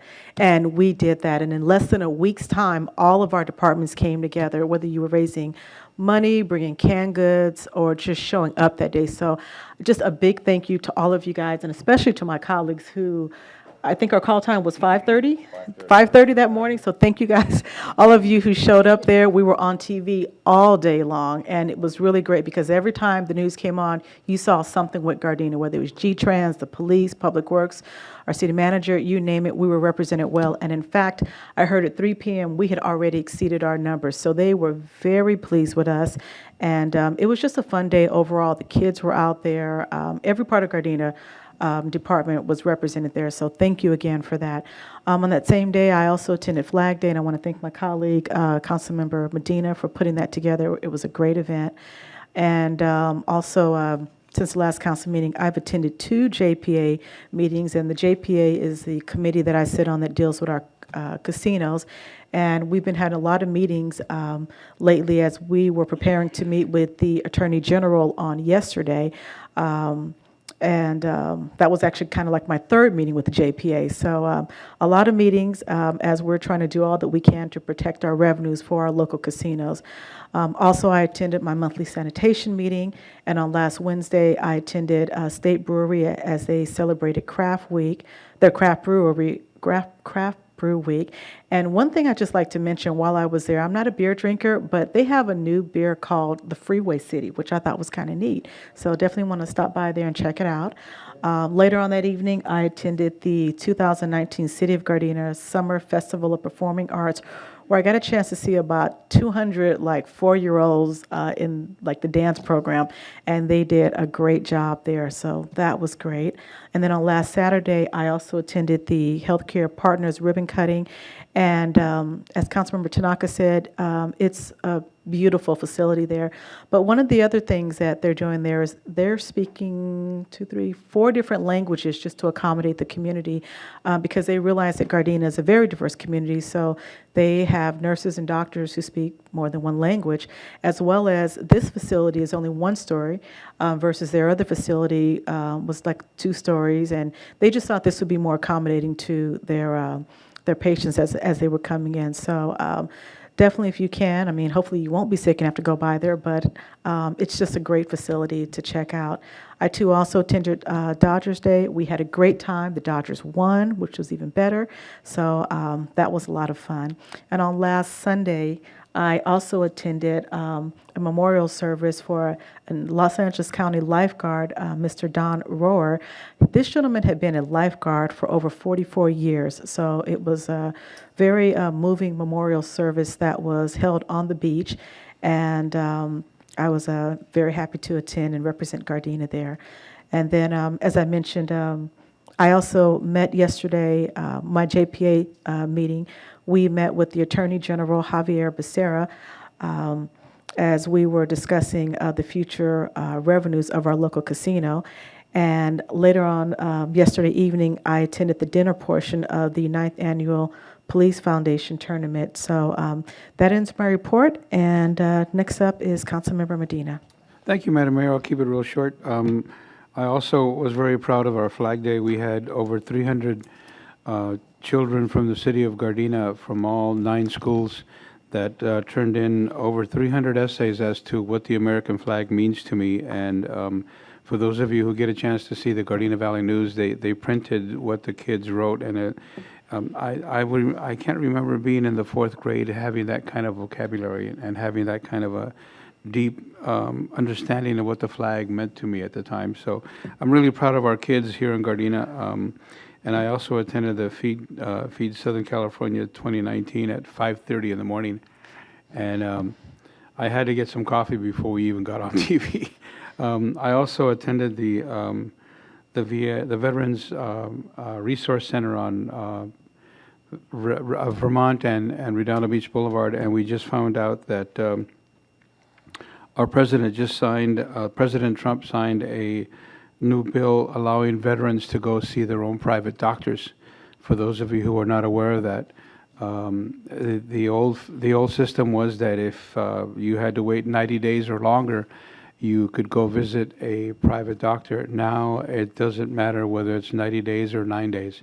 So for those of you veterans who are receiving benefits, check into that. Go into the Veterans Administration new law about going to see your own private doctor if you cannot get maybe transportation or maybe benefits. Whatever it is, tell all your veteran friends that you can now go to your own private doctor and receive the benefits and not have to worry about depending on the VA. So ends my report. Thank you. Okay, thank you. I have 2 quick questions for the city manager. In the past, we've had fireworks community forums as we approach the 4th of July. Is there one scheduled for this year for people who have questions about how we'll be dealing with the fireworks this year? Mayor Serta, there has not been one scheduled. As you remember, we had the decision. It was came sort of at the latter part of May, and we've been struggling to get the permitting going through. Okay. And but we certainly will. I'll work with Chief King and having one right after. If he can, I'll also see if he could do something before, or at least talk about fireworks at as many of the neighborhood watch meetings as he can before the 4th of July. And just for clarification, since we're going back to the year where, like we previously had, can you just briefly speak upon the days that it will be permitted, when you can discharge them, as well as days when they can be sold? Sure, we'll put out information to the community about that. Now. Oh. On TV. That's a good question. I have to remember exactly the code. Hopefully the city attorney remembers it, since he had to litigate this recently. I believe there's 4 days before the 4th of July, but I'd rather provide the community.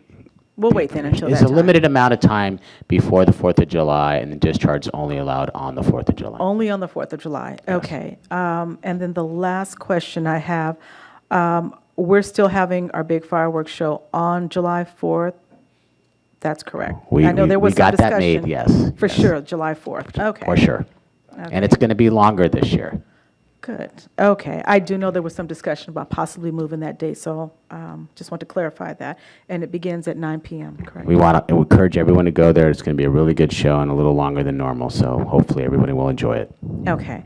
So we're going to move on to announcements. The first one here is going to be Reminder Concert on the Lawn and Ice Cream Social, and that will be this coming Saturday, June 29th.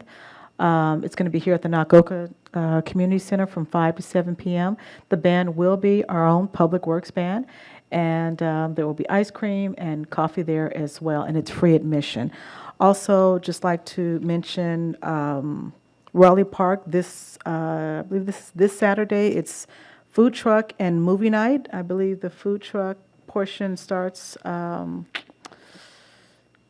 time?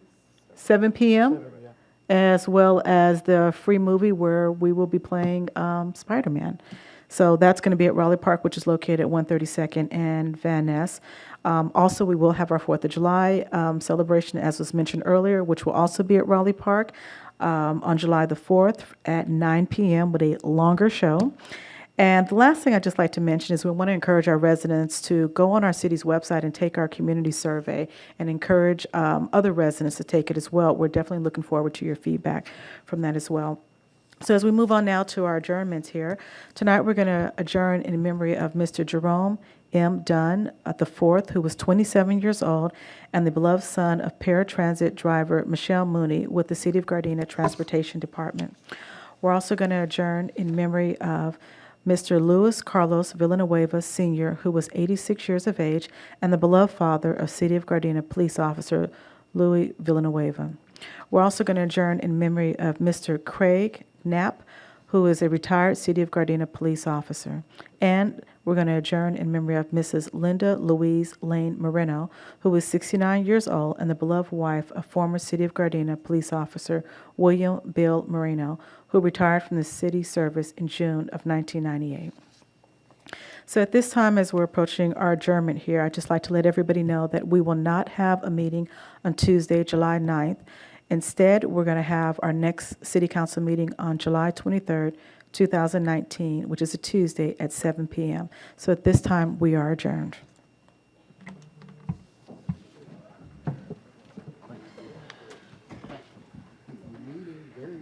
Very good. We can do it in August, but since this is close to the 4th of July, they're going to be better. We're going to have one in August, right?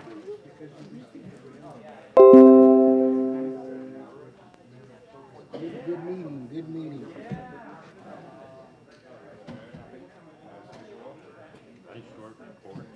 Yeah, yeah.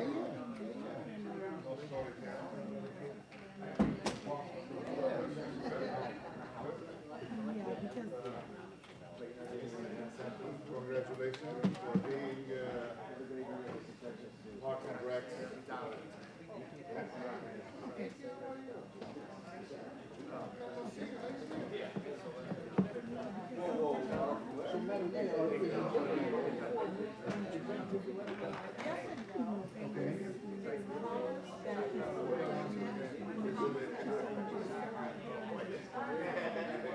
Okay, yeah, so this is not that person. Thank you, sir. Okay, okay, I got it.